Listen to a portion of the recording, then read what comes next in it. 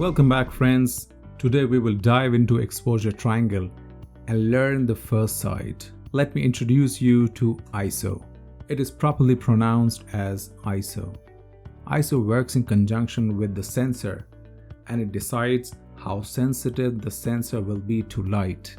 It means you can control how much you want to empower the sensor to increase or decrease light sensitivity. In most cases, the ISO levels start from 100. In some high-end cine cameras, it can also start as low as 50, and it can go really very high. But in most cameras, it stays in range between 100 to 12,800. Lower ISO means lower sensitivity to light, and higher ISO means higher sensitivity to light. Let me give you an example. You want to shoot a video, and if the light is low and there is no way you can increase the light naturally, you of course increase the ISO. What does it do? It tells the sensor that the light is low and you need to work hard and manage the exposure in the same light. According to the value you increase, the sensor works hard and adds light and things get visible. But there was no light in the scene, so how is it possible for the sensor to add light to the scene? That is the work of the sensor. It becomes more sensitive to light and adds digital light. But we know that this is digital, so it has its disadvantages. What does it do? It adds noise to the image. Noise is the digital grain that you see in the image. The quality gets compromised, but you can at least see the objects in the image.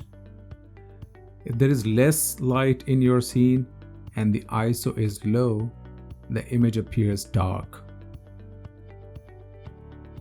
Increasing the ISO a little bit will add light to the image but also add some noise.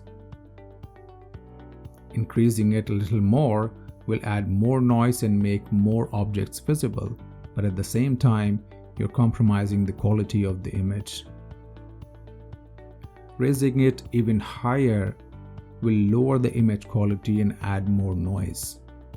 Please note that the noise can also be controlled in post-production in editing, but that has its own limitations. Sometimes there is no way out and you must add ISO to get the exposure. Things can be corrected to an extent in post-production. So if you have an idea about how much you can correct in post-production, you can play around with ISO in the production stage. The goal should be to keep the lowest ISO possible and keep the image quality high. It should be the last resort when you can't manage light. This is how they appear in values on your camera: 50, 100, 200. So every stop has the double value. Increasing the ISO helps the camera sensor get more exposure, but it should be managed carefully because you do not want to compromise the image quality. I hope the ISO function is clear, and if you still have doubts, don't worry. As we move on in the course, we will talk about it so much that by the end of the course, you will master it. I'll see you in the next lesson tomorrow. Till then, goodbye and have fun.